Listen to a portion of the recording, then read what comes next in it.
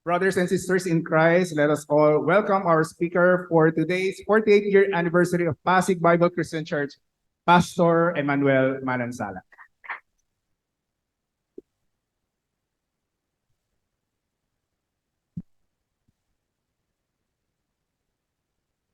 Thank you, Pastor Third. Good afternoon. Haba-haba naman ang intro ni Pastor Third, lalo akong kinabahan tuloy.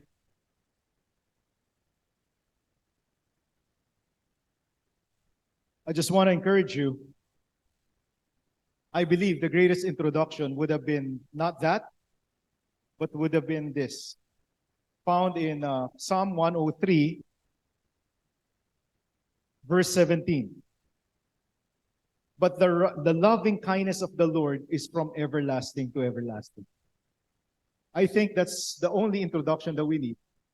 Na lahat tayo dito ay bunga ng pag-ibig ng Panginoon sa simula't simula at sa huling-huli. Walang katapusan ng kanyang pag-ibig. That's it. That's everything that we do is because of God's everlasting love for us. His righteousness to His children's children. Yung kanyang righteousness ay para sa anak, apo, apo sa tuhod, at apo-apo sa tuhod. That's all the introduction we need. Nothing else. Again, blessed 48th anniversary. And can you greet each other? 48th anniversary, blessed 48th anniversary. And praise God that I've been part of this anniversary. I've been part of it for the past 45 years. 43 years. 43 years. Isn't God good? I also like to acknowledge that my wife has been part of that for 18 years. My wife is there at the back. Kanina, hindi sila sumama dahil may gawain sa live doon sa ministry namin, dito rin sa Pasig. But sabi ko, hindi ako komportable nung wala ka, mahal. So, kailangan nandito ka. So, nandun siya sa likod. Para pagka walang nag-amen sa inyo, siya mag-amen doon sa likod. I met my wife 18 years ago. No, 20 years ago, babe. 20 years ago, yes? I met my wife 20 years ago kung saan ako po si Pastor Sam. Andyan. And I was part of the choir. So, when I saw her, sabi ko sa Panginoon, Panginoon, siya na lang. Siya na talaga. Bigay mo na sa akin yan. And because of the Lord's goodness, to me, I don't know if the Lord has been good to her during that time, pero the Lord was good to me, binigay niya sa akin si Lisa. So we've been married for 18 years. And we have kids here, Yeshua, Isabel, and Yana. They're at the back. Our topic for today is resolve to serve. Sabi ko kay Daddy, Dad, hanap pa ako ng dictionary para intindihin yung resolve to serve. It's quite hard. Pero bakit kaya ito yung nais niyang maging topic sa atin? And I believe whenever my dad comes up with a sermon for PBCM, I've been part of it. Sometimes when I was a kid, ako yung nagtatype para sa kanya. He makes sure that whatever is preached here has a basis. At ang basis niya lagi salita ng Panginoon. Hindi yan pinag-isipan tapos na wala lang. It has something to do with what God is wanting you to receive right now. And I believe the reason why you are here is because God wants you to receive something. God is wanting to give you something, pero nasa sa inyo yun kung ito ay tatanggapin nyo at kukunin ninyo. Hindi po nagwo-work yung aking clicker. But I want you to know that our topic is resolve to serve because our God is faithful and loving. Anong ibig sabihin yan? Resolve to serve because our God is loving and faithful. Pakiclick na lang po. Pangatlong. Resolve. Paano nating maiisip ito na madali? Simple lamang po. Based on Psalm 103, Jesus solved everything that we will ever need so that you can have the resolve to do what He wants you to do. Na-solve niya lahat ng problema mo. Nasa iyo na lang kung ikaw ay maglilingkod sa Kanya. Maaaring ang iniisip natin, kung na-solve ng Panginoon ang problema ko, bakit nandito ako? Bakit ganun pa rin? Lumaki ako mahirap, tumanda ako mahirap, mukhang mamatay ako mahirap. Meron akong sakit, 10 taon na yung sakit ko, hanggang ngayon may sakit pa rin ako. How can you say that God resolved or solved something that is my need? Well, I want you to know that as far as God is concerned, lahat ng problema ng tao sa mundo na-solve doon sa krus ng Kalbaryo 2,000 years ago. Ano yung number 1 problema ng tao? Kasalanan. Ano yung ibang problema ng tao? Kamatayan. Dalawang bagay, ang pinaka-problema ng tao, kasalanan, kamatayan. Walang makakasolve niyan. Ang Panginoon lang. Tapos na yun 2,000 years ago. And based on your message, Psalm 103, hindi lang yung sinolve niya. Sinolve niya rin ang sakit. Sinolve niya rin yung when we are being delivered from our enemies, and we will look at it. So I want you to look at this. You need to be convinced. Slide number 4. You need to be convinced. Very good. This is what the Bible is saying in 2 Timothy. For this reason, I suffer these things. Ano man ang aking harapin. Sabi ni Paul, okay lang yan. Bakit? Because I know whom I have believed. Kilala ko kung sino yung aking pinaniwalaan. Marami sa atin, hindi natin kilala kung sino talaga ang Diyos. At kung hindi mo siya talaga kilala at hindi mo alam ang ginawa niya para sa iyo, hindi mo pa siya paglilingkuran. Ni hindi ka attend ng service. Impossible. But if you really know what Christ did for you, if you really experience what He did for you, you will serve Him like nobody else. Wala kang pakialam sa haharapin mo, wala kang pakialam sa anong sasabihin ng iba. You will continue to serve Him because why? Because I know whom I believe. Question for you today is, kilala nyo ba, for 48 years in existence itong PBCC, kilala nyo ba talaga ang ating Panginoong Hesus? Kilala nyo ba talaga ang ating Diyos? Kasi kung kilala nyo siya, nais nyo siyang ipakilala sa iba. Kung hindi mo kilala ang isang tao, hindi mo siya pwede pakilala. Meron ba kayong experience na meron kang kaibigan, nakalimutan mo yung pangalan niya, tapos meron kang isang kaibigan na gusto mo ipakilala, nakalimutan mo rin yung pangalan ng isa, gusto mo sila ipakilala, parang awkward, di ba? Karap mo, pareho, iniintay ka nilang ipakilala sila sa isa't isa, pero hindi mo maalala yung pangalan. So anong gagawin mo? Bro, pare, kaibigan ko to, grabe matalik. Bro. Hindi mo kilala eh. O minsan nakalimutan lang natin, di ba? Minsan naman nangyayari yan. Nakalimutan na, katulad yung kasama natin ngayon, si Alan, si Ed, minsan napapagpalit ko yung pangalan nila. Pero hindi mo pwedeng introduce ang sino man na hindi mo kakilala. And I want you to know, ngayon pa lang, i-conclude ko na ito, na yung resolve nito to serve, the main service that we have with God is what? To make Him known. That's it. Yun lang, kailangan nating ipakilala kung sino siya. For this reason I suffer, because I know whom I have believed, and I am, what's the word? Convinced. Convinced ba tayo sa ginawa ng ating Panginoong Hesus? Tingnan nyo nga yung katabi nyo, convincing ba yung mukha? Bibili ba kayo pag nagbenta sila? O uutangan lang kayo niya mga yan? Para ayoko magpakilala dito, baka mautangan lang ako dito. Mahingan lang ako ng pabor. Kung ikaw ay convincing, yung pagharap ng tao sa iyo, attracted siya because sa nakikita niya ating Panginoong Hesus. For you to be convincing, hindi ka iiwasan ng tao.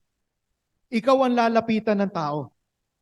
That's how we know that we are convinced of Jesus, that we believe. That He is able to guard what I have entrusted to Him until that day. What is it, that thing that we entrusted to Jesus? Our life, sabi ni Pastor Sam.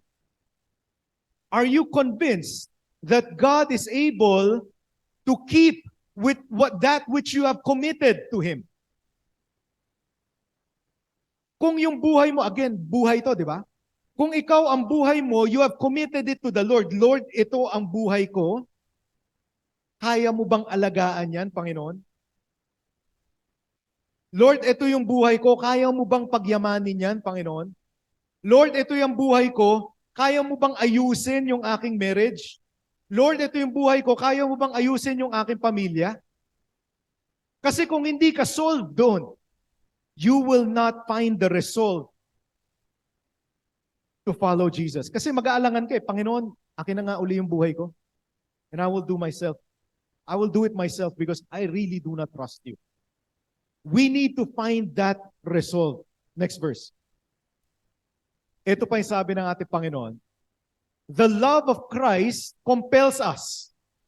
Resolve means that you are compelled to do something. You are encouraged. You are excited to do something whether or not people are looking at you. Excited ka mag-share ng gospel. Recently, we've expanded to yung maliit na gawain namin sa Panginoon dito sa Pasig, an opportunity for us to open up a ministry in Binalonan, Pangasinan. It started 2 years ago. I was invited na magkasal. Habang doon sa kasal, sila po yung may-ari ng airport sa Binalonan. It's a private airport. Nandun kami sa tarmac. Parang imagine niyo ito yung tarmac, may aisle. Sabi ko, paano nilang naayusin to? Nasa tarmac ka. Can you imagine having a wedding na nasa tarmac ng airport? Anong itsura nun? Di ba parang sabi ko, puro simento. Ang ginawa nila, they made it really, really nice. Ang ginawa nilang aisle is eroplano. Parada dyan yung mga eroplano.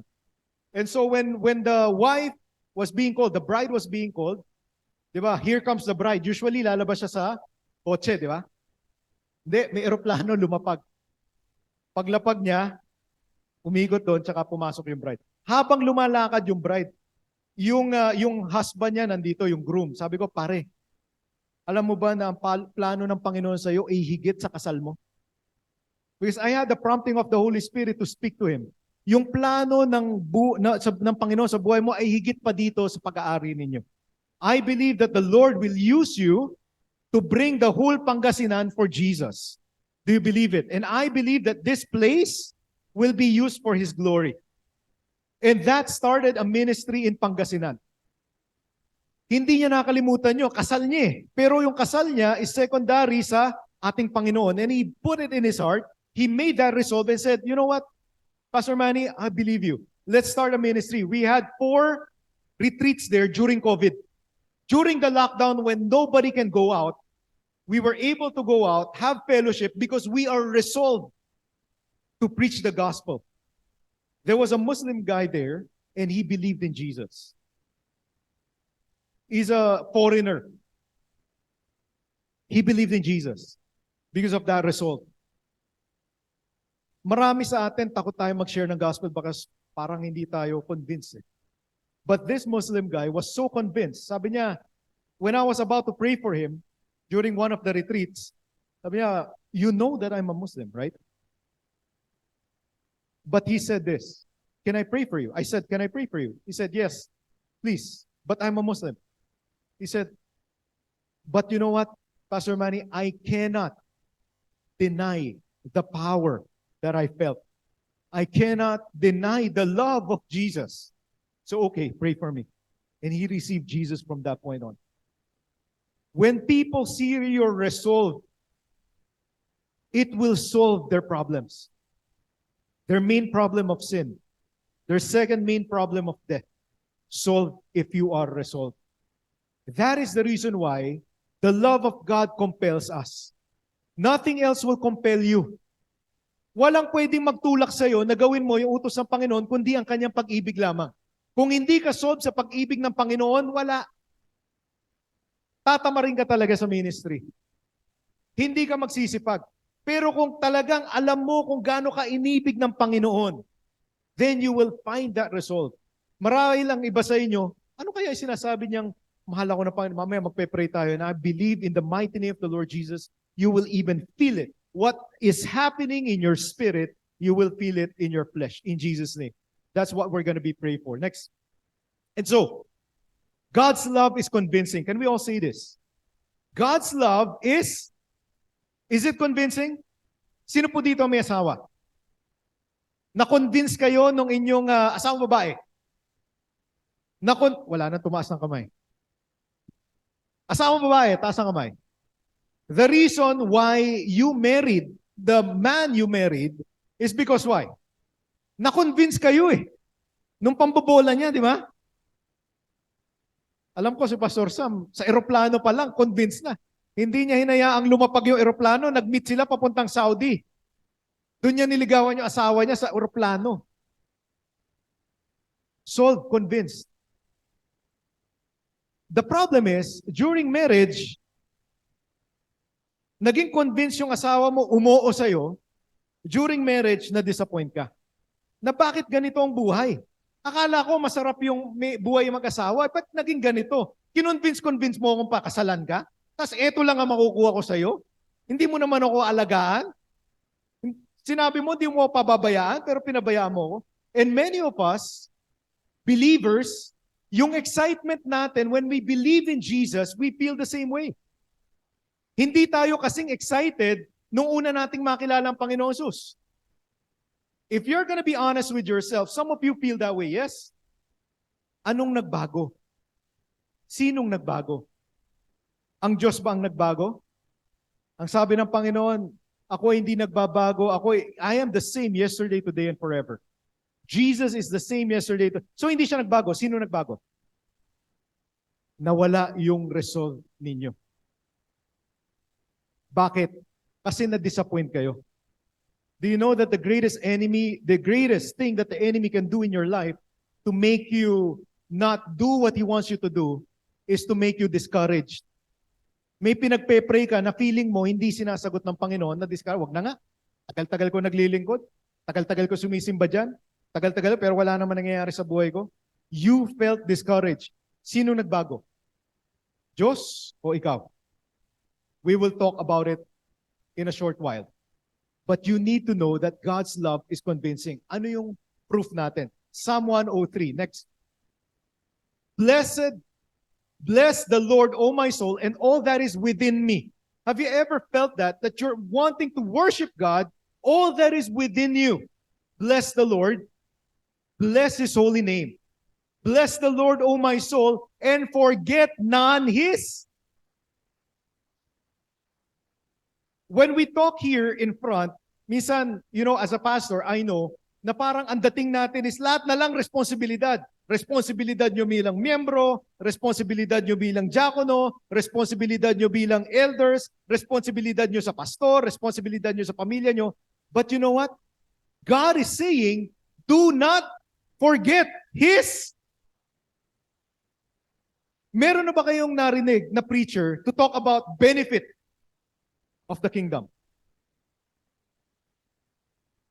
Lahat parang ang dating is responsibilidad. Tama, mali?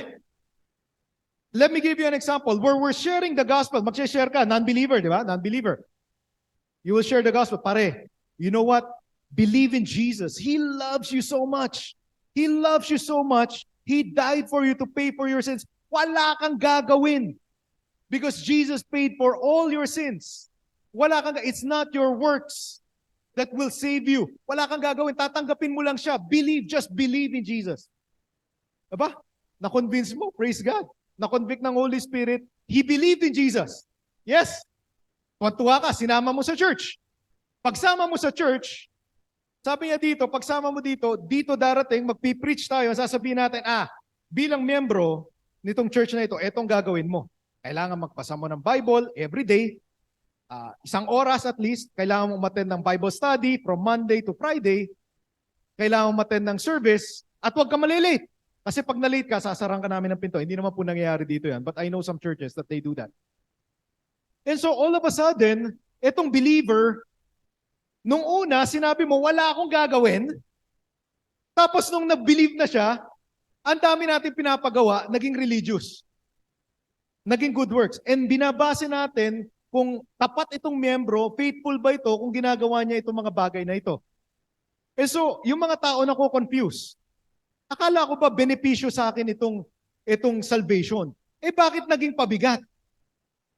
Bakit naging pabigat? Paminsan nga yung mga pastor, ang iniisip nila, dati, dahil sa ministry, wala na akong panahon sa pamilya ko. Naging pabigat. Because the reason why iniisip nating naging pabigat is because we've never discussed the benefits of God. God is saying, Old Testament pa lang, sinasabi niya, forget none of His benefits. Sino sa inyo may pag-ibig? Yung pag-ibig fund. Part kayo ng pag-ibig. Nagamit nyo ba yung benepisyo ng pag-ibig? Hindi pa ako, hindi ko pa rin nagagamit yung pag-ibig na yan. Nagamit mo? Yung mga employee namin, expert sa paggamit, pati yung sa akin, ginagamit eh. Ewan ko, paano nilang ginagawa yun? Bigla-bigla, pagdating sa akin, may bill ako. Hindi naman ako to ah. But you know what? Yung pag-ibig may benefit. Kasi bakit? May nagbayad. Sino yung nagbayad? Kayo. Alam niyo ba ang pag-ibig ng Panginoong Hesus may nagbayad? Sino nagbayad? At ito ay may benefit din. And I want to discuss with you, before you can be resolved to do what He wants you to do, you need to know and understand and convince na ang pag-ibig ng Panginoong sa inyo, merong benepisyo. Isa-isahin po natin yung benepisyo. Next verse. Who pardons your iniquities. Lahat ng kasalanan mo, bayad na. Meron ba kayong isang tao na masasabi na kaya niyang bayaran ang kanyang kasalanan? Yung asawa mo nga, hindi kayang bayaran yung utang ng asawang babae. Hirap eh. Pero ang Panginoong Hesus, binayaran niya ang ating mga kasalanan. Ang problema ito, tumitigil tayo doon. Bilang Kristiyano, gusto nating maging conservative, ang benefit lang is bayad yung kasalanan, okay na yon. Hindi na natin i-discuss yung iba pang benefit. Pag hindi mo diniscuss yung benefit, anong mangyayari? You forfeit. Pag hindi mo alam yung benepisyo mo sa pag-ibig, ano ba itong binabayaran ko? Hindi mo ginamit. Hindi mo ma-experience yung benefit. SSS. Tama? Ano pa yung benepisyo? Sa Pasig, kung nakatira kayo sa Pasig, ano yung benefit? Pagpasko. May ayuda. Di ba? May grocery. Right? Naka-receive ba kayo nun? Ano pa? Pag matanda, merong ano? May pabingo. Hindi. What do you call that? 1,000 pesos. Meron pa ba nun? Wala na ata. Yung estudyante, pagka dito nag-aaral sa Pasig, libre ang ano? Kuya Ed, lumipat sa Pasig. Libre uniform. Minsan may pabigas, minsan may pa-notebook, minsan may pasapatos. Benefit eh. Pag hindi mo alam yung benefit at hindi mo yan kinuha, ano mangyayari doon sa benefit? Forfeited yung benefit. Tumitigil po tayo sa benefit ng salvation. But I want you to know, and this is not prosperity gospel. While I do believe that if you really know the gospel, you will be prosperous. I sincerely believe that. Why? Because matatanggal yung bisyo mo eh. Tama? Si Kuya Ed, tayo ka. Ito po kapitbahay ninyo. As in, dikit na kapitbahay, kung di nyo nakakilala, si Pastor Ed, nakatira po siya doon dito kina Soilo. Pangalawang bahay po dyan. Tama? Pangalawang bahay. Gitna. Dati po siyang preso. Manila City Jail. Batang City Jail. 7 years. Preso. Dahil sa drugs. He was pushing drugs. Kung makikita niyo yung katawan niya, puro tato. But do you know what? The moment he received Jesus as his Lord and Savior, nandun pa lang siya sa preso, alam niya na dahil sa Panginoong Hesus, hindi ako mananatili dito, ako'y palalayain ng Panginoon. Pag nagbababay sa kanya yung preacher, babay, ang nasa isip niya, sasama ako sa iyo. Lalabas ako dito, sasama ako sa iyo, and I will be the preacher of this place. Kasi naranasan niya, whomever Jesus has set free is free indeed. Wherever the Holy Spirit is, wherever the Spirit is, there is liberty. Nasa isip po niya yan. At nung nakalabas siya, yun ang ginagawa niya. And because he experienced the benefit of being with Jesus, binago ang kanyang buhay. Dati walang saysay ang kanyang buhay, walang pag-asa ang kanyang pamilya, naghihirap. Ngayon, praise God, the Lord, He has experienced the benefit. Pinanganak siyang mahirap, pero hindi siya mamamatay ng mahirap. Tama ba, Pastor Fred? Pinanganak kang mahirap, hindi mo kasalanan. Mamatay kang mahirap, kasalanan mo yan. Narinig ko po ito sa isang preacher din. Pinanganak kang mahirap, hindi mo kasalanan. Kasalanan ng magulang mo, kasalanan ng society, whatever. Pero mamatay kang mahirap, kasalanan mo yan. The benefit of life allows you to bring yourself up from poverty. The benefit of strength, God says God has given you strength to make wealth. And so I believe that the gospel, when it gives you life, it will change you and it will prosper you. It should not stop with salvation. Salvation is just the first step sa benefit natin. Unang pinto lang yan ang binuksan natin ng Panginoong Jesus. In fact, the salvation of Jesus is the door that has opened us to the kingdom of God. And so when the kingdom of God is open, all you have to do is go inside and you will experience the kingdom of God. In the kingdom of God, there is what? There is no poverty. In the kingdom of God, there is no sickness. In the kingdom of God, there is no what? There is no sorrow. There is joy. In the kingdom of God, there is peace. Ngayon, question, tinanggap ko ang Panginoong Yesus, binuksan ko yung pinto na yan, pero hindi ko nararanasan niya sinasabi mo, Manny. Sinong may problema? Ang Diyos ba? O ang tao? You have to make a decision. Anong basis natin? Let's look at the scriptures. Who pardons all your iniquities? Salvation. Who heals all your diseases? Nandyan eh. Sabi ng Panginoon, hindi lang salvation ang binigay niya sa atin, kung hindi what? He heals some. He heals all your diseases. Dati po akong may gout. 20 years old, namana ko sa daddy ko yung gout. Ang dami kong namana sa kanya. Magagandang bagay.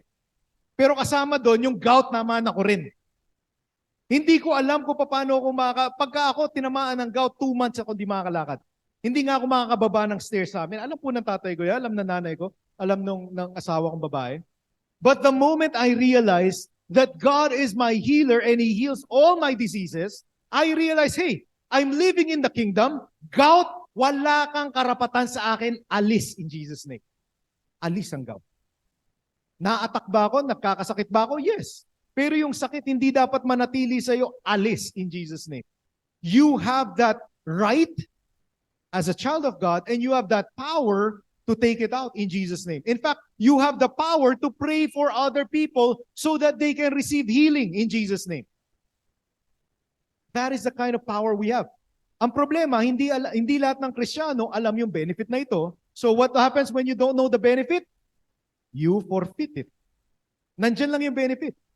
You have to receive it. Tita ko, she experienced healing. My mom experienced healing. My dad, tumawag sa akin one time, mom ko, punta ka dito sa bahay, hindi makalakad yung dad mo. Pinag-pray ko. Hindi makababa hirap na hirap bumaba ng stair. The next day, kamusta na si daddy, mommy? Nagja-jogging na anak.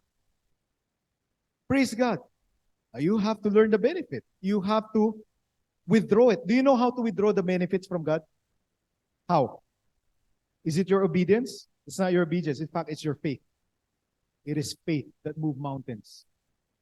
I want you to know, lahat po ng kasama ko po dito, si Ed, si Dennis, si Alan.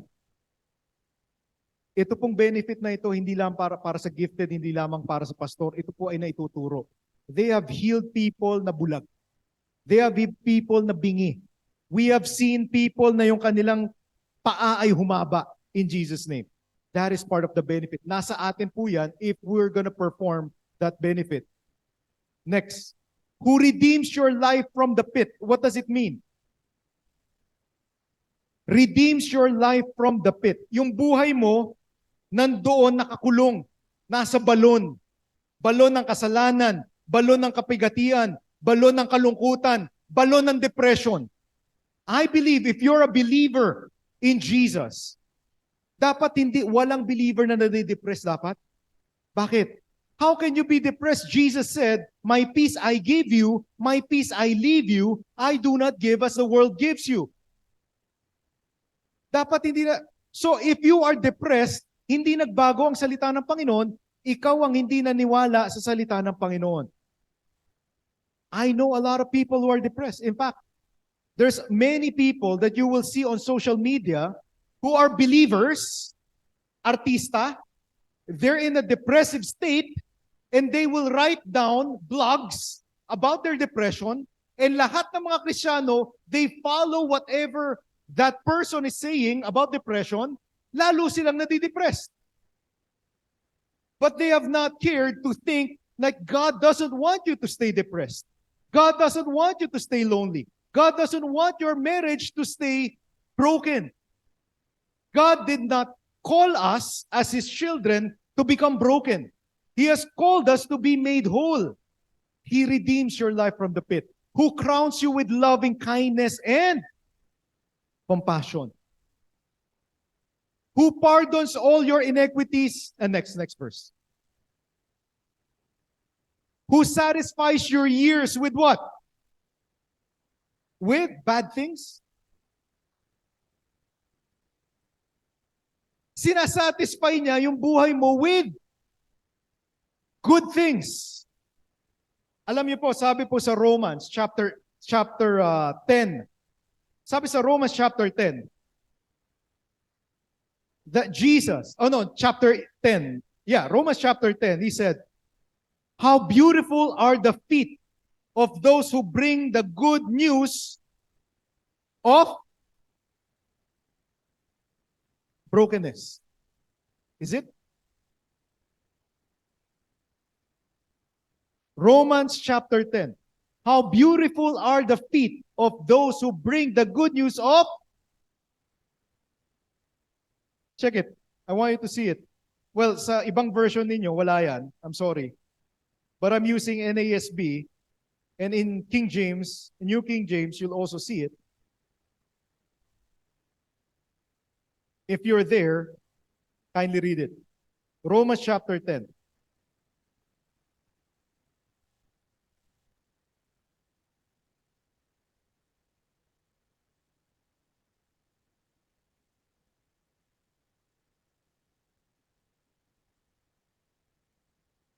Romans chapter 10, verse 15. Can somebody read?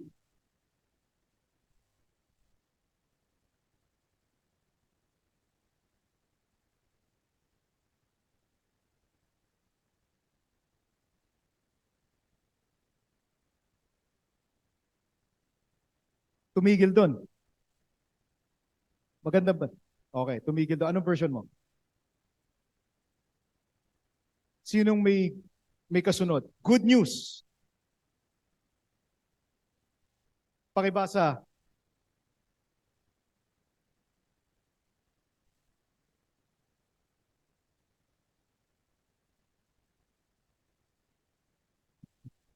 And how shall they preach except they be sent? As it is written, how beautiful are the feet of them that preach the gospel of peace and bring glad tidings of good things. Good things. The good news of good things. Pag sinabi mong things, isa lang po ba yan? Things is plural. Hindi lang siya salvation, kasi salvation isa lang eh. When he says he brings the good news of good things, binuksan niya ang susi sa kingdom. It's up to you if you want to receive the good things of the kingdom. Ito yung good things na sinasabi ng Panginoon. Who satisfies your years with? Consistent ba ang Panginoon? Old Testament? New Testament? Kasama ng gospel ang sinasabi niya? So that your youth is renewed like the eagle.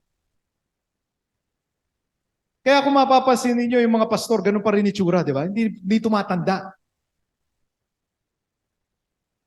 Yung nasa likod lang ang hindi tumanda. Yung nasa harap, medyo parang, okay lang. Hindi tumatanda. They look the same. Praise God. Kasama po yan eh. Good news of good things po yan eh. Kanina may sumalubong sa akin. Sabi niya, Pastor Manny, parang di ka tumatanda. Si Manny ba yun? It's not because of me. Di naman ako nagme-makeup, di naman ako nagbo-botox. Pero ang Panginoon kasi good news, pinangahawakan ko to eh. That my strength will be renewed like the eagle. My dad can still play basketball. How old are you, Dad? 76. My mom can still, she's strong. Trabaho, wala. Baka lahat sa inyo tumba. Kung trabaho lang at trabaho. You've known this. Because it is really, the Lord will renew us like an eagle. Again, benefits, if you forget it, you will forfeit it. I don't want to forfeit it. The Lord performs righteous deeds. Judgment for those who are oppressed. If you feel na ikaw ay kawawa, you are blessed. Jesus is saying, even in the New Testament, blessed are you who what? Mourn, for you will be comforted. Blessed are those who are poor in spirit, for theirs is the kingdom of God. Let me ask you a question. Meron bang mahirap sa kingdom ng Panginoon?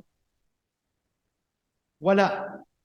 When the Bible says, when Jesus said, blessed are the poor in spirit, of course, He's talking about our spiritual condition. Walang question yan. Walang question. But, if your spiritual condition is poor before you met Jesus, after you meet Jesus, are you still poor?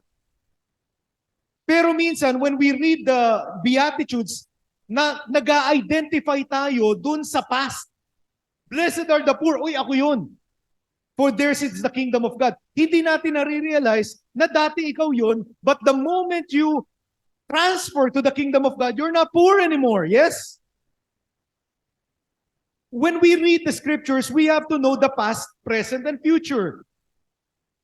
Jesus paid it all in the past so that we can experience heaven on earth in Jesus' name. A picture of it, at least. When you believe in Jesus, you're no longer poor. Another concept that I absolutely hate and go against, depraved wretch. You hear this all the time. Oh, depraved wretch, depraved wretch, depraved wretch. The Reformed always say it, depraved wretch. Oh, I'm just a depraved wretch. You're not a depraved wretch. The moment you believe in Jesus, yes, before you met Jesus, you were depraved and you are wretched. After you have met Jesus, you are the son and you are the daughter of the King. How can you say you're depraved? How can you say you're wretched? God loves you. He died Himself for you. Binayaran niya so that you will not be depraved. Hindi ka kulang. Higit-higit pa. Ephesians 1:3 says, every spiritual blessing has been given to us in Christ. Every spiritual blessing in the heavenly realms has been given to you. How can you be depraved? Righteous deeds. Judgment for all who are oppressed. So kung ikaw ay kawawa, praise God that the Lord is with you. Kampi siya sa kawawa eh. Alam niya kung paano naging kawawa eh. Alam niya kung paano siyang dinuraan ng tao eh. Alam niya kung paano siyang, kung ano-ano sinabi sa kanya eh. Sinampal-sampal siya eh. So kung ikaw ang kawawa, alam ng Panginoon yung nararamdaman mo, and all you have to do is come back to the Lord and hindi ka na kawawa. Huwag mong isipin, ang Kristiyano never naging kawawa. Can you say that to your seatmate? Hindi ako kawawa. I'm blessed. Say it, I'm blessed. The fact na nandito ka, we're blessed. Nakaupo ka eh. Praise Jesus. Huwag mong isipin kawawa ka. Next verse. He made known His ways to Moses and His acts to the sons of Israel. The Lord is compassionate. Hindi tumigil doon sa compassionate. Alam niyo po, yung compassion, halimbawa, anong tawag natin sa Tagalog ng compassion? Mahabagin o naawa. Maaring ikaw ay nahabag sa isang tao, pero kung wala kang ginawa para yung tao ay tulungan, para ke, di ba? Para saan? Naawa ka, ay kawawa naman yung tao, pero wala. Hindi mo tinulungan. Baliwala. Pero ang ating Panginoong, hindi lang siya maawain. Hindi lang siya mahabagin. Ang sabi dito, gracious siya. Anong ibig sabihin ng gracious? Yung kanyang awa may bit-bit. Yung kanyang awa, meron siyang ibibigay sa iyo. Merong solusyon doon sa problema mo, naawa siya sa problema mo at binigyan niya ng solusyon. Nasa sayo yan kung i-receive mo yung solusyon o sasabihin mo, hindi, Panginoon, okay lang ako. I want to suffer for you. I want to keep the suffering so that I can earn brownie points for you. Hindi. Alam niyo po, ang Panginoon, pag nagbigay, ang dapat natin gawin is tanggapin. Ito pang iniisip ng mga tao, galit ang Diyos sa akin, ang dami kong ginawang kasalanan, galit na galit ang Diyos sa akin. Ano sabi ng Panginoon? He is slow to anger. Huwag mong igaya ang Diyos sa tatay mo. Ang tatay natin minsan, maikli ang pasensya, hindi po yung tatay ko. Mabait po yung tatay at nanay ko. Mahaba po ang pasensya nila. Huwag natin igaya yung ating Panginoon sa tatay natin na maikli ang pasensya. Ang sabi po dito, He is slow to anger, abounding in loving kindness. Ranas nyo ba yung pag-ibig ng Panginoon sa iyo? Kasi sabi ng Panginoon, kung ipapataw niya lahat ng kasalanan natin, ubus tayo lahat. Yung kasalanan natin, hindi niya sa atin pinataw eh. Kanino niya pinataw? In fact, si David, yung revelation sa kanya ng Panginoon, limited. Alam nyo ba na ito sasabihin ko sa inyo, and I pray that this will be a revelation to all of you. Alam nyo ba na mas mayaman kayo kay David? That you are more blessed than Moses? That you are more blessed than the David who wrote the Psalms?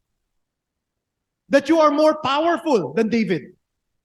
You are more powerful than Moses. Do you believe that? Hindi kayo convinced? Ano yung basis ko? Kasi sila wala pa yung Panginoong Yesus eh. Wala pa yung champion eh.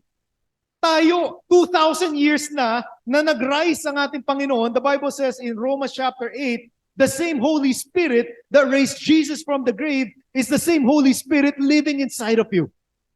Yung Holy Spirit in the Old Testament, pag nagkamali si David, aalis siya eh. Ginawa niya yan kay Saul, hindi niya ginawa kay David. Mahal niya si David eh. Pero ginawa niya yan sa ibang tao. Na pag ang Holy Spirit, pag nabwisit siya sa iyo, aalis siya. Pag ang buhay mo ay hindi holy, aalis siya. In the Old Testament. In the New Testament, I will never leave you nor forsake you. The same Holy Spirit that raised Jesus from the grave is the same Holy Spirit that is residing, will give power, life to your mortal body. So hindi ka kawawa, hindi ka talaga, sila kawawa, si David kawawa pa, ako hindi. Dapat ganyan ang isipin mo sa Panginoon. You need to have that revelation na hindi ako kawawa. I am blessed by the Lord. David had this revelation, pero ang completion niyan ay sa ating Panginoong Yesus. Completed, paid for by the blood of Jesus. Secured by the life of Jesus and by the Holy Spirit that is living inside of you.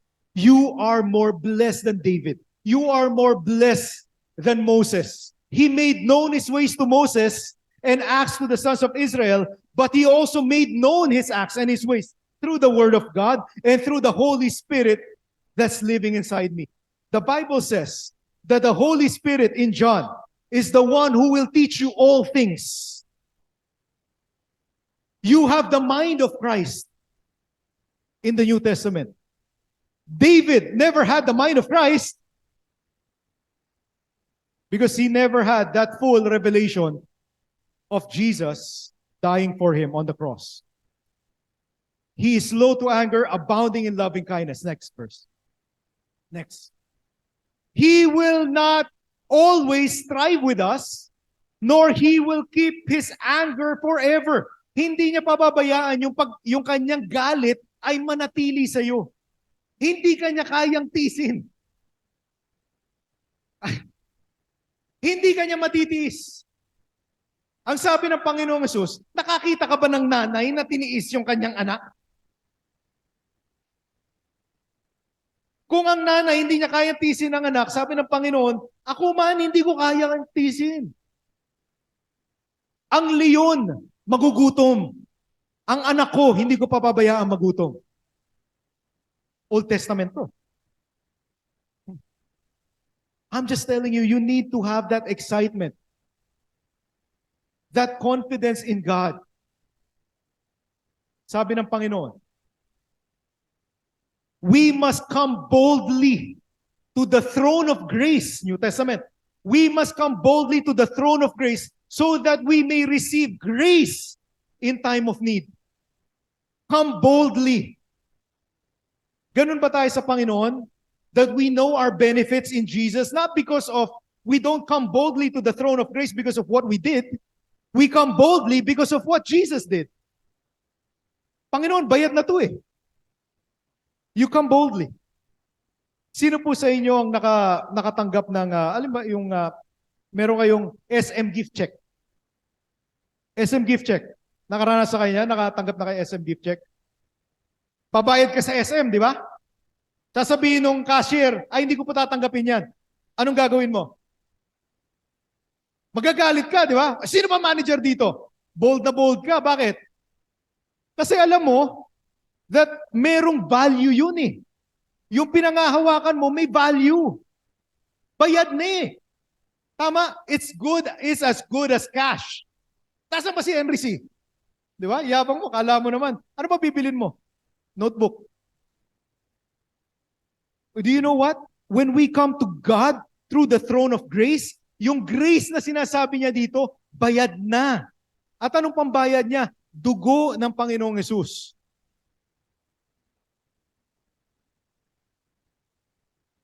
He's not mad at you. He loves you. When we talk about the wrath of God, I believe in the wrath of God. I believe it will come. The wrath of God will come to those who do not believe in Jesus. The Bible says that in the last days, He will pour out His wrath. But this time, on the present day, He is pouring His grace. We are in a grace period. Pag natapos itong grace period, it is the time of what? Actually, meron pa rin grace ng konti eh. 7 years of tribulation, pero grace pa rin yun eh. May konting grace pa eh. Kasi gusto ng Panginoon, He does not want any man to perish, but come to repentance. The kindness of God brings men to repentance. The goodness of God brings men to repentance. It is not the anger of God that brings us to repentance. It is the goodness of God that brings men to repentance. Ang bait ng Panginoon. Convinced ba kayo dito na mahal kayo ng Diyos? Mahal na mahal ka ng Diyos. Can you say that with me? Mahal na mahal ako ng Diyos. And later on, we'll talk about our response. Pero kung hindi nyo naiintindihan na kung gaano kayo kamahal ng Diyos, grabe. Grabe. Kung mahal ninyo ang anak nyo, you will not let your kid suffer from somebody else. Yes? Hindi nyo pababayaan ang inyong anak ay what? Ang mag-suffer para sa ibang bata. Tama? Exam nga eh. Pag binagsak ng teacher nyo, kayo nagagalit eh. Hindi naman kayo nag-exam. Tama ba, teach? Diba, may pupunta mga magulang, magre-reklamo, ba't kato lang grade na anak mo? Eh, yung anak mo hindi marunong eh. Hindi pwede yan. Pero you know what? Yung anak ng ang Panginoong Hesus, kaisa-isang kanyang anak binigay sa atin. Greater love has none like this, that someone will give his life for a friend. Do you know that Jesus gave His life for you? While we were still sinners, Christ died for us. Kasi mahal ka eh. Nung ikaw ay makasalanan, minahal ka niya. Ngayong anak ka niya, pababayaan ka niya. Kalokohan. Ba't kung kailan naging Kristiyano tayo, tsaka natin inisip na tayo kawawa? Baliktad. Nung hindi pa nga tayo Kristiyano, niligtas niya tayo. Ngayong Kristiyano tayo at anak tayo. Ngayon natin pagdududahan yung pag-ibig ng Panginoon. Dapat nagduda ka noon pa. Kawawa ka naman. Nor reward. Look at this. He has not dealt with us according to our sins. Is God a God of justice? Eh bakit hindi niya pinataw sa iyo yung kasalanan mo? Let me ask you a question. Is God a God of justice? Yes. Pero bakit hindi niya pinataw sa iyo? Kasi pinataw niya sa anak niya eh. Kung pinataw niya na sa anak niya, wala na siyang ipapataw sa iyo. Isn't God amazing? Tapos na, bayad na eh. Kailan niya pinataw yan? 2,000 years ago. Bago ka pa ipanganak, minahal ka na ng Panginoon. Ngayon ka pa magdududa, yung maliit mong kasalanan, all you have to do, ito ba ay excuse para tayo magkasala? O bayad na pala magkakasala lang ako. Hindi mo naintindihan ang pag-ibig ng Panginoon sa'yo. Kung ganun ka mag-isip, na dahil pinatawad ang kasalanan mo, past, present, and future, gagawa ka ngayon ng maraming kasalanan, ibig sabihin, hindi mo talaga naintindihan ang grasya ng Panginoon at ang pag-ibig ng Panginoon. Kasi kung naintindihan mo ang pag-ibig ng Panginoon, iibigin mo rin siya. Kasi ang seed, ano sa seed ang Tagalog? Ang binhi, pag tinanim mo manggang binhi, nakita ko kanina, sinisilip ko yung mangga ni Kuya Paul Lagi ko namimiss siya. Sabi ko, hitik na hitik na. Hindi man ako nakatikim. Hitik na yung mangga. Alam niyo po ba nakakaubos ako niyan? 12 na mangga sa isang upuan. Pag itinanim mo mangga, yes, nagpaparinig ako sa iyo, Kuya Paul. Pag itinanim mo yung mangga, anong bunga? Pag tinanim mo pag-ibig, ang bunga ba niyan kasalanan? If I preach about love, your response would be love. Kasi yan ang binhi na tinatanim ng Panginoon sa atin. Don't think yourself as a sinner. If you believe in Jesus, you are no longer a sinner. You are a believer. Your identity is a believer, not a sinner. If you're a sinner, what do? You sin. If you're a believer, what do? You believe. You believe what?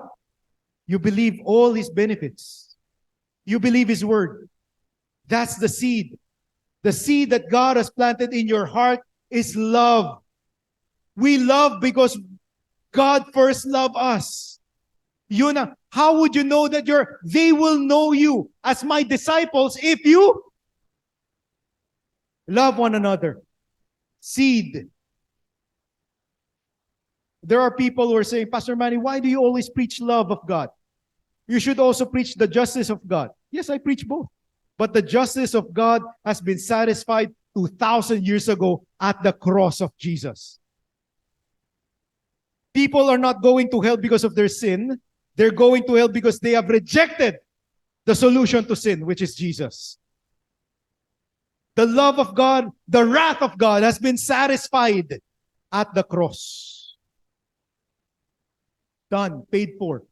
That's why He said, He has not dealt us according to our sins. Old Testament pa nga ito Timano, alam na David. Can you imagine? Hindi pa niya nakikita ang Panginoong Jesus, pero alam ni David ang mangyayari in the future. He's a prophet, by the way. That's why he knows. Alam niya yung, quote-unquote, yung kiliti ni God, alam niya. Bakit iba siya? Bakit si Saul iba kay David? Pareho naman sila nagkasala. Pareho naman silang nanalbahe. Salbahe din si David. Bakit? Pinatay niya yung mas loyal sa kanya para makuha niya si Bathsheba. Dalawa. Nangalunya siya at murder. Did Saul ever do that? Mas mabigat pa nga kasalanan ni David Pero alam ni David kung ano yung kiliti ng Panginoon. Quote and quote. Ano yung kiliti ng Panginoon? Lumapit ka sa Kanya at ikaw ay papatawarin niya. Ay, grabe ang pag-ibig ng Panginoon. Anong proof natin na pag lumapit ka sa Kanya, patatawarin ka niya? May proof ba? 1 John 1:9. If you confess your sins, He is faithful and just and will forgive your sins and cleanse you from all unrighteousness. Ganun lang kasimple. Hindi ko kailangang lumuhod dito na may munggo. Hindi. All you have to do is come near to God in the throne of grace. God is not sin-focused. He loves you. Hindi ka niya tinitingnan, ano bang kasalanan? Ano bang ginawa mo na naman? Pak! Ano bang ginawa mo na naman? Pak! Ano na bang mali mo? Pak! Alam mo ang ginagawa sa anak, tigilan mo na yan, lapit ka na sa akin. That's how God deals with us. Anak, tigilan mo yan, di maganda sa'yo, sinisira mo yung buhay mo, lapit ka sa akin. If you don't believe me, read Luke chapter 15, the prodigal son. Pinalo ba niya yung prodigal son na lumapit sa kanya? Hindi. Lumapit sa kanya, yung prodigal son, nagsisay na sorry. Habang nagsisay na sorry, hindi nga pinakinggan na sinabi niya, oy, ibigay sa kanya ang robe, ibigay sa kanya ang singsing, ibigay sa kanya ang sandal, at tayo ay magdidiwang. Pag lumapit ka sa Panginoon, hindi ka niya papaluin, magdidiwang kayo. Marami sa atin, takot tayo lumapit, sumimba ulit. Kasi dami ko nagawa ang kasalanan eh. Galit na ang aking Panginoon. Pag lumapit kayo at sumimba kayo ulit dito, magdidiwang. I will ask my mom to have a budget na pagka merong hindi nyo nakikita matagal na't lumapit, magdiwang rin kayo. Kasi nagdidiwang sa langit eh. Yung anak ninyong lumayas, huwag nyo igaya ang ating Panginoon sa atin. Pag lumayos kayo sa bahay nyo at bumalik kayo, anong mangyayari? Sermon, sampal, bumalik ka pa!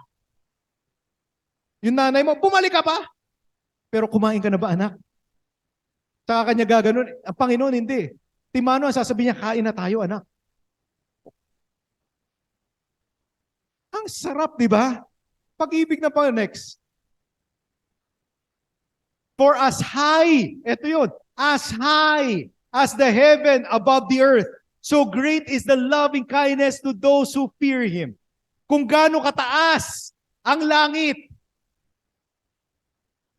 ganon niya tayo inibig. Nasukat nyo na ba yung langit? Kung masusukat nyo kung gaano kataas ang langit, then masusukat nyo ang pag-ibig ng Panginoon. Kung hindi yung masusukat, then hindi masukat ang pag-ibig ng Panginoon sa inyo. Grabe, grabe. As far as the east is from the west, gaano kalayo ang kanluran sa silangan? Gaano kalayo? Ganun daw kalayo na hiniwalay ng Panginoon ang ating kasalanan sa Kanya, sa atin. So far, He has removed our transgressions from us.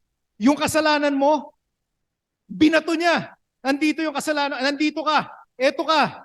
May kasalanan ka. Yung dumi mo, yung dungis mo, kinuha niya, binato niya. Sa kalayo-layo. Bakit yung kasalanan natin, lagi nating iniisip? Ang isipin natin, yung kabutihan ng Panginoon at wag na tayong magkasala. Pag ang iniisip mo, laging kasalanan mo, may tendency ka magkasala ulit. Bakit? Yun ang laman ng isip mo eh. Kung anong laman ng isip mo, yun ang gagawin mo.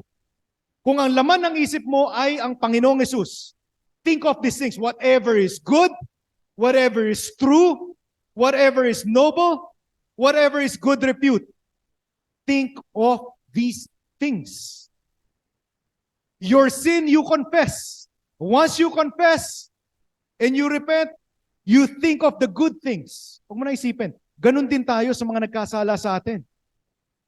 If God did it for you, He did it for everybody. Kung nagkasala sa iyo ang isang tao, isipin mo na lang, ay, ang Panginoon, yung kasalanan niya, winaksi rin as far as the east is from the west. So ako, I will respond in the same love that God has given me. Because if you have really experienced the love of God, you will respond in the love of God, agape love. He was telling to Peter, do you love me more than this, Peter? Yes, I love you, Lord. Brotherly love, ang alam ni Peter. What Jesus wants is for us to express agape love. If you want to know more about agape love, I talked about it. You can check out my Facebook page. I talked about the agape love of God. Next. I want you to know, God remembers your sin no more. Can you tell your seatmate, God remembers your sin no more. Kaya pag nag-aaway kayo ng mister mo at misis mo, wala nang balikan ng kasalanan. Ang sasabihin mo sa kanya, ano? God remembers my sin no more. Ano? Mas mataas ka pa kay God? Sabihin mo sa misis mo. Sabihin mo sa mister mo. God remembers my sin no more. I've repented. I'm not a sinner no more. I'm a believer. For I will be merciful to their iniquities, and I will remember their sins no more. Old Testament, New Testament. God is consistent. He's loving in the Old Testament. He's loving, even more loving in the New Testament because God's love came down 2,000 years ago. Next. But God demonstrates His own love toward us, that while we were still sinners, Christ died for us. Alam natin to. Alam natin na while we were still sinners, Christ died for us. Pero hindi natapos doon. Huwag niyong tapusin yung memory verse doon. Ituloy ninyo. Much more. Maganda yung sinabi niya na yung ating kasalanan, habang tayo nagkakasala, siya namatay para sa atin. Pero hindi doon tumigil yung kanyang pag-ibig, hindi doon tumigil ang kanyang grasya. In fact, sinabi niya, much more. Can you say much more? Do you know that God is a God of much more? God is a God of much more. Anong sabi niya dito? Much more than, now having been justified with His blood, we shall be saved from the wrath of God through Him. God is not angry at you anymore. No more. We shall be saved from the wrath of God eh. Hindi tayo part niyan. Kaya nga I believe in the rapture. Hindi tayo part ng wrath of God. Aalisin niya tayo. Kasi hindi naman siya galit sa atin eh. Bakit ako sasama dyan? I don't want to have that discussion na pre-trib ka ba, mid-trib ka ba, o post-trib ka ba. Basta ako, alam ko, hindi ako kasama sa wrath of God. Ewan ko sa'yo. Baka galit pa ang Panginoon sa'yo. Kung galit ang Panginoon, sige, pwede kang matira. Pero ako, ayoko. Alam ko, di galit sa akin ang Diyos ko eh. Mahal niya ako eh. Ba't ako matatakot sa wrath of God? I will respect God. I fear God. Pero I'm not afraid of God. Those are two different things. You can fear God, but you don't have to be afraid of Him because you are His child. Next. Ito maganda. Isa pa. For while we were enemies, we were reconciled because of His death. Nung tayo ay kaaway ng Panginoon. Old Testament, kaaway niyang tao eh. Kasi why? Because of sin. Nung tayo kaaway, binigay niya ang ating Panginoong Yesus at siya ay namatay. Ano sabi dito? We shall be saved by His much more. Inulit niya yung much more. Much more, having been reconciled, we will be saved by His life. Alam niyo ba may kapangyarihan ng death ng Panginoong Yesus? May kapangyarihan ng death ng Panginoong Yesus. Binayaran niya ang kasalanan natin eh. Pero alam niyo ba na ang kanyang pagkabuhay maguli ay mas makapangyarihan sa kanyang kamatayan? Na-process niyo na ba yan? Na yung kanyang kamatayan, nabayaran yung kasalanan natin. Yung kanyang pag-raise from the grave, nabayaran ng alin? Ang ating life and life abundant. I came so that you may have life and have it to the full because He is the author of life. Not only this, we also exalt through the Lord Jesus Christ, through whom we have now received the reconciliation. Next verse. Therefore, there is now no more condemnation to those who are in Christ. Do not feel condemned. If people make you condemned, well, that's Him. But you know what? As far as God is concerned, He's not condemning you. He loves you. If you have Jesus. So surrender your life to Jesus. Bakit hindi mo gugustuhin yung pag-ibig niya ay maranasan mo? Gusto mo bang maranasan ng full yung pag-ibig ng Panginoong Yesus? How do you do that? Well, you read His love letter. Read this every day, not because you have to. Read this every day, not because I said. Read this every day because meron kayong quiz. Read this because I really love God and I want to talk to Him. I want Him to talk to me. This is full of His promises. Yung benepisyo mo, nandito lahat eh. Basahin mo yung yung memorandum of agreement. Ano ba yung part ng benepisyo ng Panginoong Yesus na binayaran ng Panginoong Yesus? Ay babasahin ko yung memorandum of agreement. Ito pa pala. Ang dami palang benepisyo. Alam niyo po ba na may 8,000 promises ang ating Panginoon na nakasulat dito? Ilang promises ang alam natin? Ilang promises ang pinangahawakan natin? Kasi kung hindi natin alam yung benepisyo, we will forfeit it. Next verse. Just as the Father has compassion to His children, so the Lord has compassion to those who fear Him. Balik tayo sa Psalm 103. Meron siyang compassion doon sa kanya na natatakot sa kanya. Ano ba word sa takot? Kasi isa lang ang fear eh. Takot at afraid, isa lang ang concept natin dyan eh. Lahat ng naniniwala sa kanya. Ang ibig sabihin ng fear, yare, in the Old Testament, is reverential fear. Meaning to say, pinaniniwalaan mo yung sinabi niya. Hindi natin, yung fear, pag sinabi ni daddy, yun yun. Yun ang fear. Ako sa anak ko, pag sinabi kong no, no. Takot silang gumawa ng anumang bagay na sinabi kong wag nilang gawin. That's the kind of fear. Not because I'm not gonna love them anymore, but because I said it. They are fearing me because of the authority that I have, because I'm sovereign. Same thing with my dad. Pag sinabi niya, tigil na yung anak, tigil na yan. That's the same thing. That's the same fear. And he has compassion to those who listens. The ones who fear listens to his word, believes his word. Kasi if you do not believe God's word, you will not listen. You will not read the Bible. For he himself know our frame and he is mindful that we are but dust. Ingat na ingat ang ating Panginoong Diyos sa atin kasi alam niya, abo lang tayo eh. Dust lang tayo eh. Pag nagalit siya talaga, ubos tayo. Ubos. Kaya, inalagaan niya talaga tayo eh. Next verse. God is not full of judgment. He is full of compassion. Next verse. For as a man, his days are like grass, and as flower of the field he flourishes. And when the wind has passed over it, it is no more, and its place acknowledged no longer. Next verse. I want you to look at this. May hangganan ba ang loving kindness ng Panginoon? Ano ba ibig sabihin ng loving kindness? Loving, tsaka kindness. Yun lang ibig sabihin nun. Loving kindness means loving at kindness. Yung loving is something that you feel in your emotion. Pero kindness is something that you do with your hands. So if you put them together, loving kindness is what God feels and how God acts for you. That's what loving kindness is.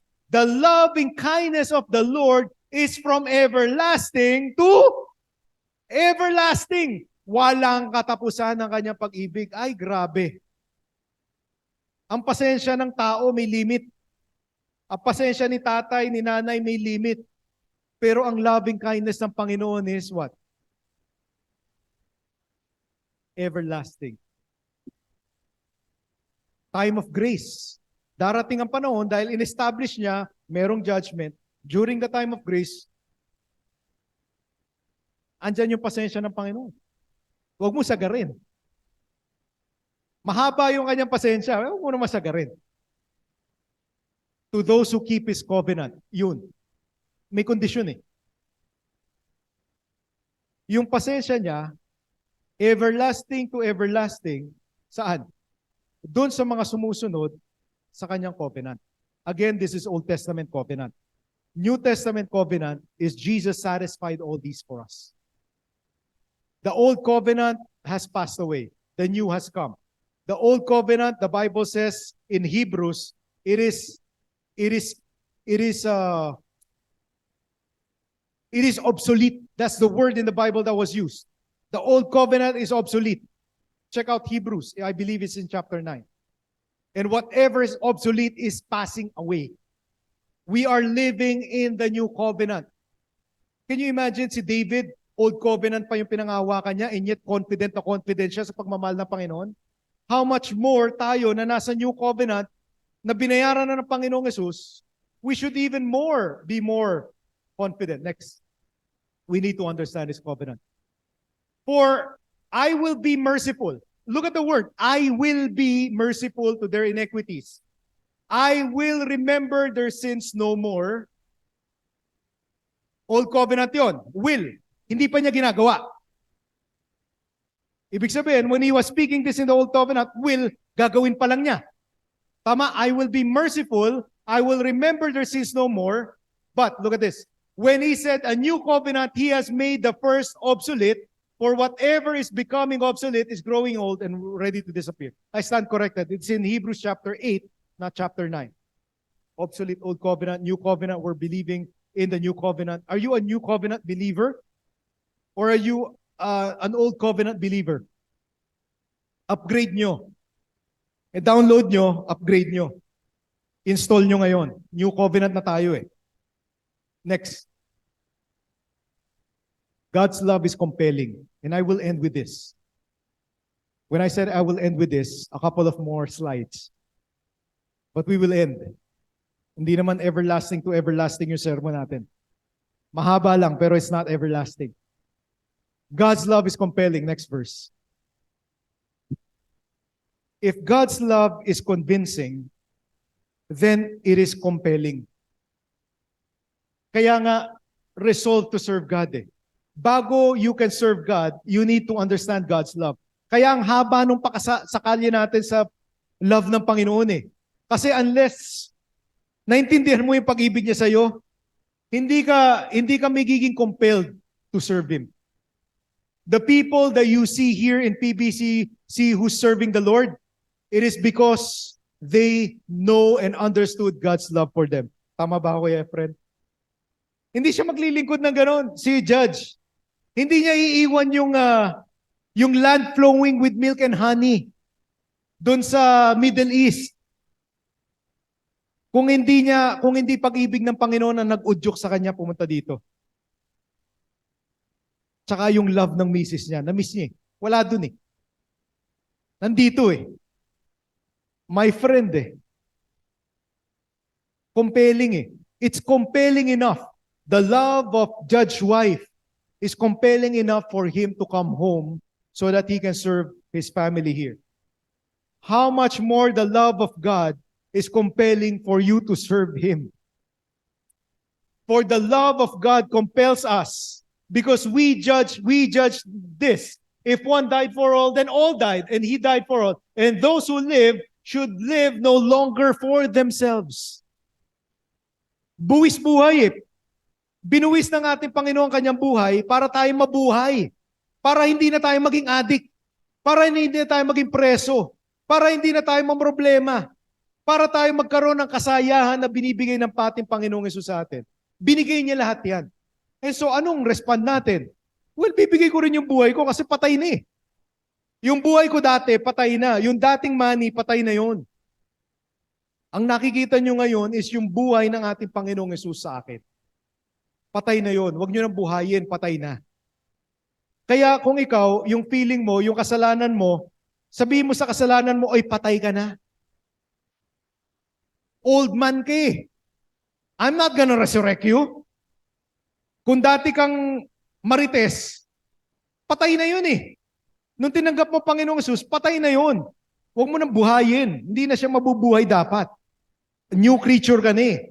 Kung dati kang mareklamo, patay na rin yun. Ang nabubuhay ngayon is full of gracious, full of blessing. If you curse before, Jesus said, bless and do not curse. Patay na yung nagka-curse ka eh. Patay na yung nagmumura ka eh. Patay na yung dating magagalitin ka eh. Patay na yun. New creature ka na. The old is gone, the new has come. Live in your new identity. Those who live should live no longer for themselves, but for Him who died for them and rose again. Next verse. Resolve to serve our faithful God. Next. Dahil na-solve ni God ang lahat ng pangangailangan mo sa pamagitan ng pag-ibig ni Kristo, ikaw ay naging resolve na siya ay paglingkuran. So whenever you remember this word, ang isipin nyo, ay na-solve na ni God. That's why I'm resolved to serve Him. Next. When you become convinced that something is good and worth doing, that is when you become compelled. Next. You cannot resolve something that you're not convinced of. Hindi mo pwede i-resolve. Mag-decision ka. Resolve means to make a decision. Hindi ka pwede mag-decide na hindi ka convinced. Kailangan convincing. Convinced ba kayo sa pag-ibig ng Panginoon so far? Kasi kung di ko kayo marinig na amen na convince kayo sa pag-ibig, uulitin ko yung sermon ko kanina. Hanggang sa ma-convince kayo. Magpapatuloy na ba tayo o babalik tayo sa simula? Patuloy tayo. Next. Okay, naririnig ko na yung kubiertos eh. For this reason, I also suffer these things, For I know, babalik ko yung verse na to, I have believed and I'm convinced. Are you convinced? Amen. Praise God. Next. The Lord has established his throne in the heavens. His sovereignty rules over all. Bless the Lord, you his angels, mighty in strength, who perform his word, obeying the voice of the word. We'll go through the Psalm 103. Ito, yung mga angels na natili sa ating Panginoong Hesus. Yung nanatili. Kasi may mga angels na hindi nanatili. Tawag natin doon sa mga yon, ano? Demonyo. Di ba? Yung anghel na natili, anghel. Ang sabi dito, bless the Lord, you his angels who perform his word. Yung convinced ng ating Diyos ay Diyos at hindi si Satanas ang Diyos, they perform his word. Yung hindi convinced ng ating Diyos ay Diyos at sumama kay taning, they don't perform his word. Ganun lang kasimple. So if you are convinced by the word of God, then you will perform his word too. You will resolve to serve him. Kanino kayo mako-convince? Sa demonyo o sa Panginoon? Mamili kayo. Sa Panginoon may pag-ibig. Sa demonyo may what? Steal, kill, and destroy. Kanino kayo maniniwala? If you sin, you're listening to the devil. And what will he do? He will kill, steal, and destroy.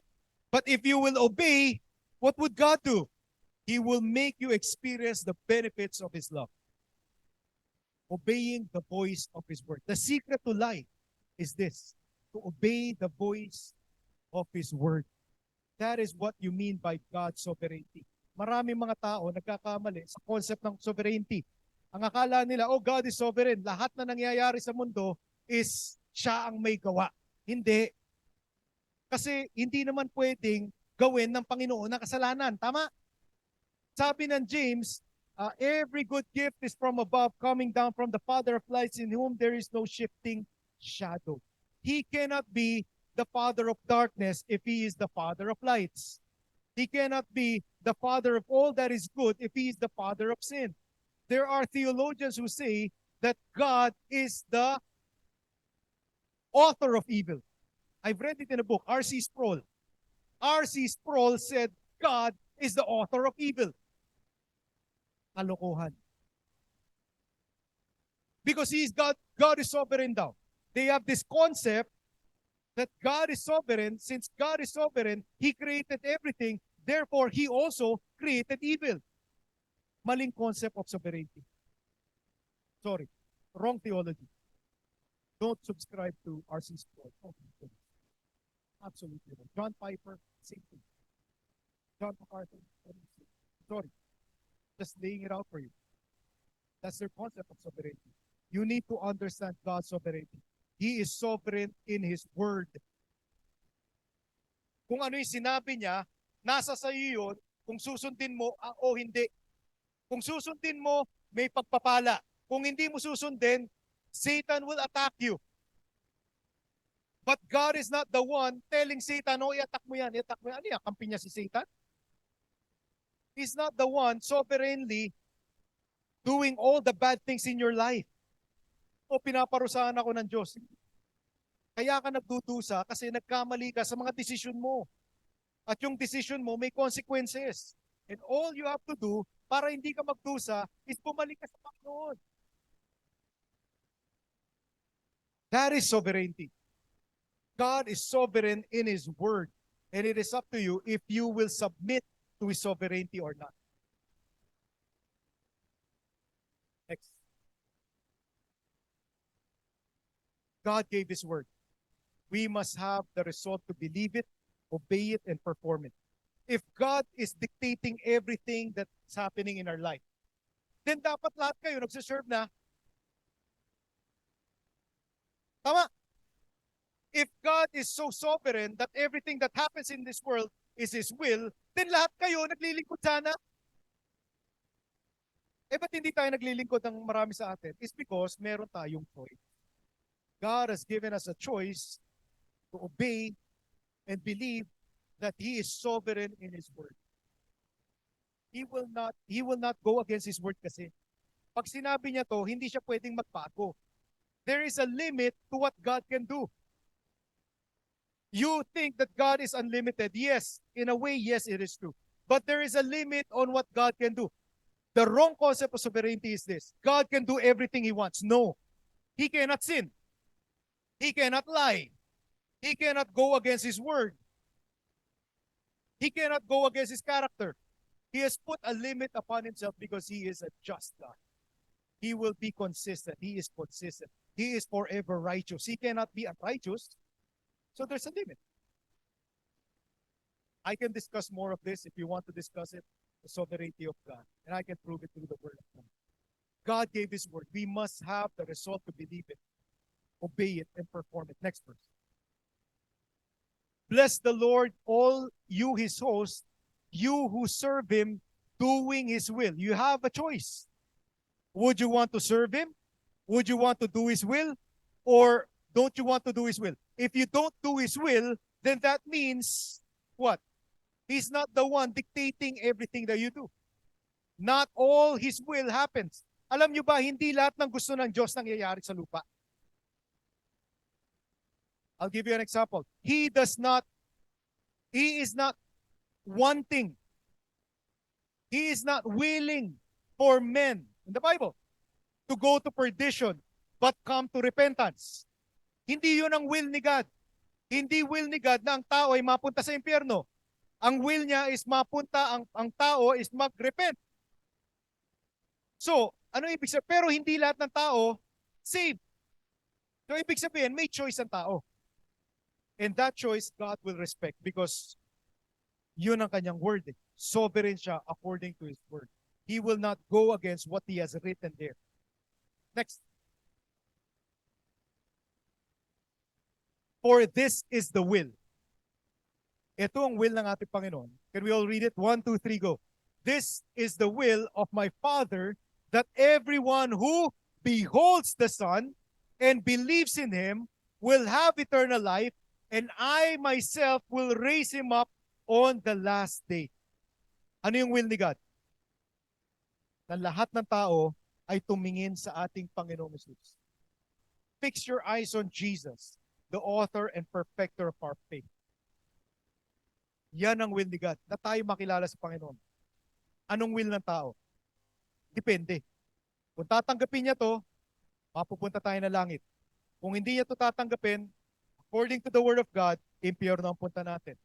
But I want you to know that God loves you and He doesn't want you to go to hell. He wants you to behold the Son of God. Next verse.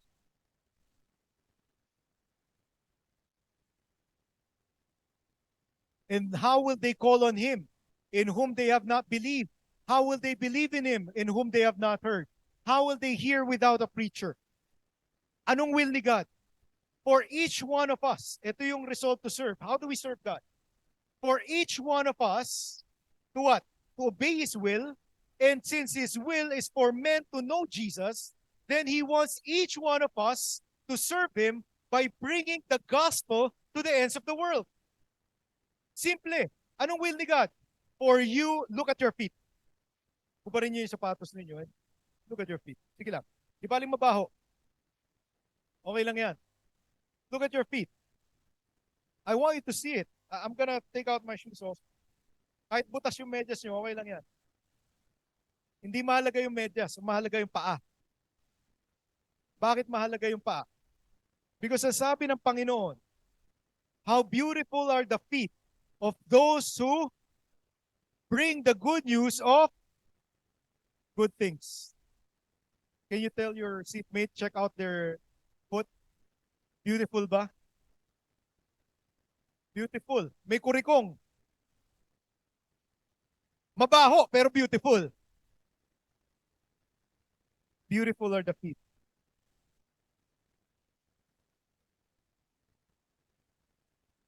Do you know that those feet are the same feet that Jesus washed? Ngayon ko lang napagtagni. Just the Holy Spirit just gave this. The reason why Jesus washed the feet of the disciples because of this verse. Because He knows that these feet are the feet that will bring the gospel to the ends of the world. Precious. Precious sa Panginoon yan.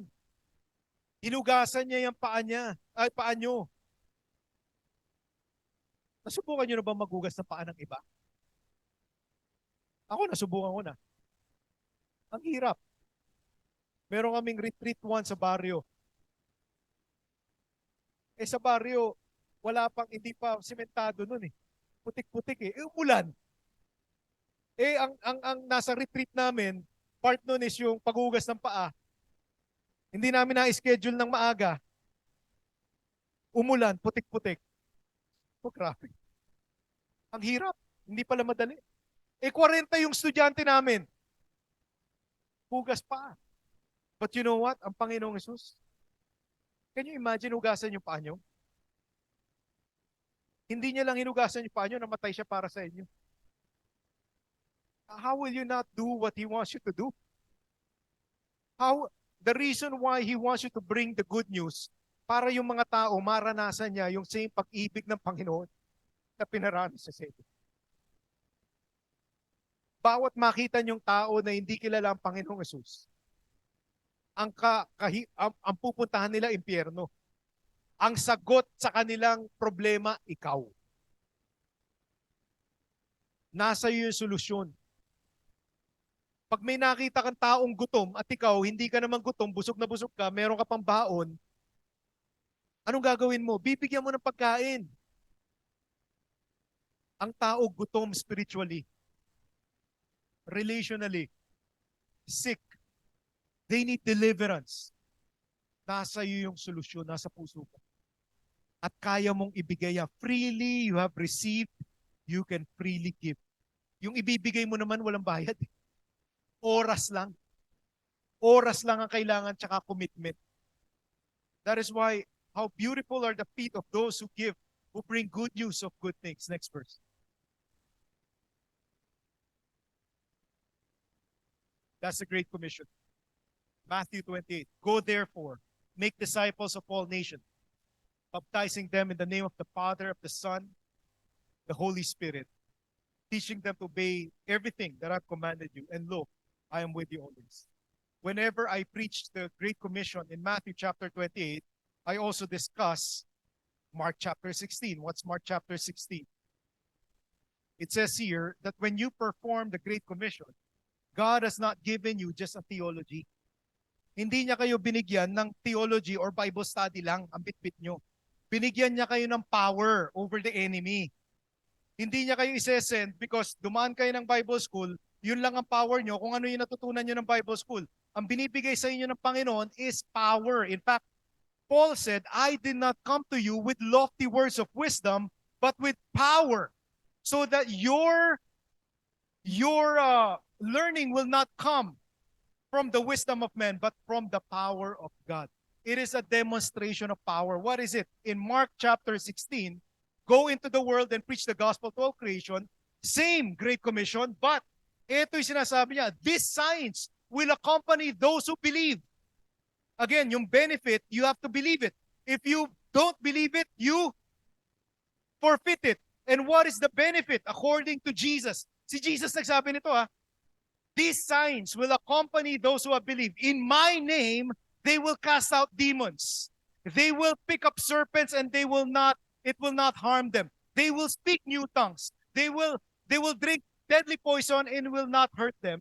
And they will lay hands on the sick and they shall recover. That's the kind of power that God has given us. It's not just a theology. It is not just a doctrine. The Muslims, they have doctrine. The Buddhists, they have doctrine. Other people, other religions, they have doctrine. They also make disciples, pero wala silang power. Bakit? Kasama nila yung demonyo. Tayo nagpapalis ng demonyo. That's why we have the power in the mighty name of the Lord Jesus. Do you believe it? This is part of the benefit. If you don't want that benefit, it's okay. You can still be a believer. You can still preach the gospel. No problem. But if you want to experience the power to cast out demons, to heal the sick, to preach the gospel, to see miracles in Jesus' name, then you have to believe the benefits. What are the benefits again? In Psalm 103, can we go before? Consistent naman No. Forward. Forward the time. Yep. God's word is always consistent with God's will. God's work always confirms His will. Next. I will let you see that Mark chapter 16 is consistent. The Great Commission is consistent with our topic for today that was given to me, Psalm 103. Ano yung consistent yan? He pardons our iniquities. Preach the gospel. Pardons. How will your iniquities, your sins be pardoned? If you preach the gospel. If you receive Jesus. Yes? Heal your diseases. Those who lay hands on the sick will be healed in Mark chapter 16. Redeems your life from the pit. You can cast out demons in His name. Psalm 103 is consistent in Mark chapter 16. And God has given you that power to do all these things in the name of Jesus. It is up to you if you will believe. Shall we pray?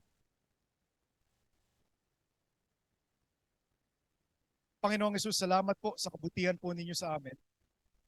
Salamat sa inyong salita. Hindi nagkulang ang inyong salita, Panginoon. In fact, ang inyong salita ay sobra-sobra sa aming pangangailangan. Hindi nyo lamang kami niligtas sa aming kasalanan, ibinigay nyo ang solusyon sa lahat ng aming pangangailangan. Hindi kayo nagkulang man noon pa, Panginoon. At hindi kayo magkukulang man. Panginoon, sinabi nyo sa inyong salita, you will never leave us nor forsake us. Hindi nyo kami iiwan at pababayaan man. Panginoon, ngayon, naintindihan namin ito. Kami ay convinced sa inyong salita. And because we are convinced with your word, we are committed to do what you want us to do. We are resolved to bring this good news of good things to the end of the world. Panginoon, itong good news of good things na binigay nyo sa amin, hindi masasayang. Sapagkat lahat ng inyong bibigay, aming tatanggapin, at lahat ng aming tatanggapin, aming ibibigay sa iba. In the mighty name of the Lord Jesus, from the top of your head, kung ikaw ay naniniwala dito, for 48 years, I declare that PBCC, PBCM, the best is yet to come. In Jesus' name.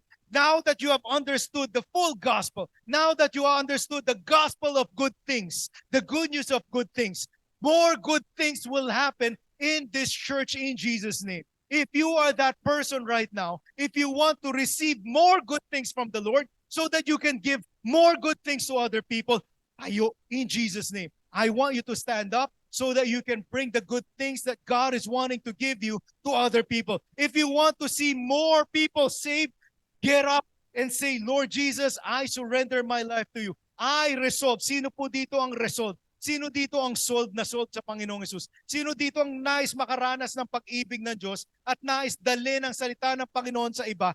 Tayo, in Jesus' name. Kung kayo ay kontento na sa buhay ninyo, kontento na sa nagawa nyo para sa Panginoon, sige, manatili kayo nakaupo. Ngunit kung kayo ay hindi pa kontento, nais nyo ng higit-higit pa, Lord Jesus, I want to do more for you. I want to do more through the strength that you have given me. Tayo. Kung ayaw nyo niyan, okay lang. In the mighty name of the Lord Jesus, I pray that those who stood up in Jesus' name will do more for your work, will do more for your glory, will do more in their family. Lord Jesus, anumang ministry ang hawak nila, Panginoon, I declare blessings upon each and every ministry that they're holding on to. I declare blessings sa mga daughter churches.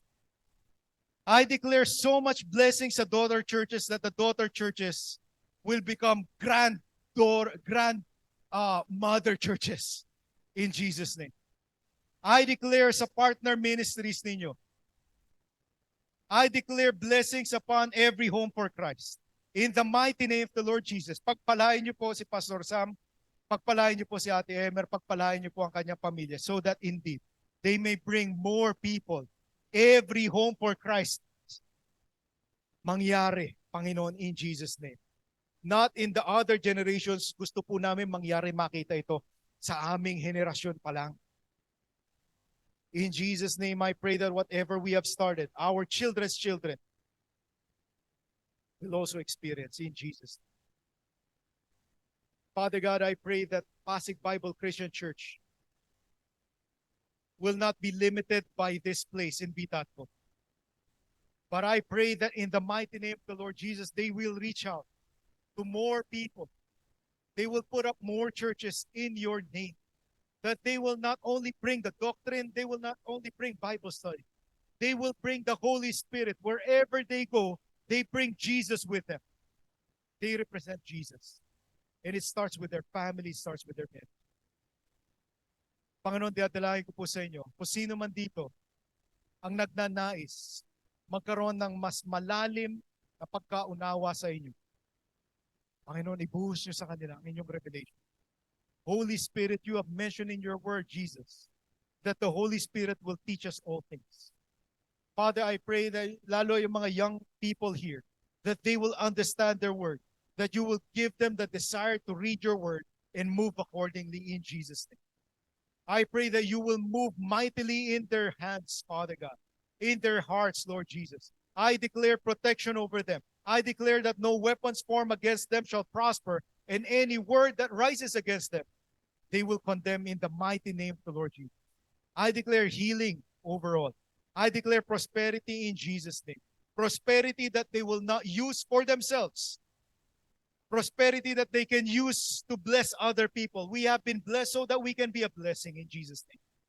So, Father God, pour out your blessing. Lord Jesus, you have mentioned in your word that in the last days, young men will dream dreams and old men will see visions. Father, I pray that these people will see visions of how you have turned people toward you. Visions of people turning back to you, Father God. Lord, we know that this will not happen if there is a sin remaining in us. But Father, you have mentioned in your word that if we confess our sins, you are faithful and just and forgive us our sins and cleanse us from all unrighteousness.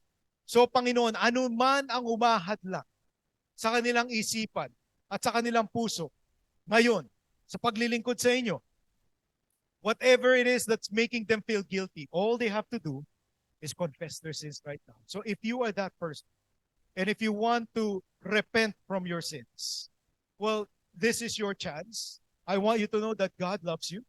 Alam naman niya lahat yan eh. Hindi mo na kailangan itago, alam niya. All you have to do is confess it. Confess with your mouth. If you confess your sins, He is faithful and just and forgive us your sins and cleanse us from all unrighteousness. If you are that person, just say this word, Lord Jesus, I confess to you that I've done all these sins. I don't want to do them anymore. If it is pornography, I don't want to do pornography anymore. If it is addiction, I don't want to be addicted anymore. If it is lying, I don't want to lie anymore. If it is cheating sa klase, I don't want to cheat anymore. If it is pambababae, I don't want to do that anymore. If it is gambling, I don't want gambling anymore. If it is alcohol, I don't want to drink anymore. If it is lust, I don't want to be lustful anymore. All you have to do is say, Lord Jesus, I don't want it anymore. Take it away from me.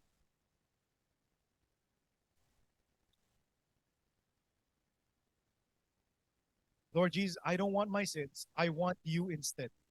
Say it. Say it loud. It is with your mouth that you confess. It is with your heart that you believe. Lord Jesus, I want you instead. Fill me with your love. I'll pray for you. Father, I pray from the top of their head to the sole of their feet, I declare complete revival in this place. I declare revival in Bagong Ilog. I declare revival in Pasig. I declare revival in Santa Cruz. In fact, I declare revival in the whole of Laguna. I declare revival in Cavite. I declare revival in Holo. In the mighty name of the Lord Jesus. I declare revival in every places where the pastors are here. And I also declare revival where the members reside in Jesus' name. And I pray that you will use them, use their mouth as your mouthpiece. Father God, can everybody touch your mouth? Father God, I pray that you will use, as they touch their mouths, in the mighty name of the Lord Jesus, I pray that you will use their mouth so that they will be your mouthpiece in Jesus' name. that good words, blessings will come upon their mouth. In the mighty name of the Lord Jesus. Blessings and not curses, Father God. Good things and not bad things. In Jesus' name. Pure, holy things. Loving things.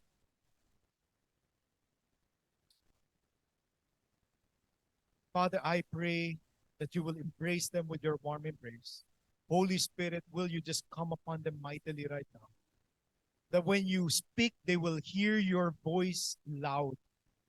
In Jesus' name. I declare blessings upon blessings, love, shalom, peace. Peace that transcends all understanding. This I pray in the mighty name of the Lord Jesus. Amen and amen. Happy anniversary.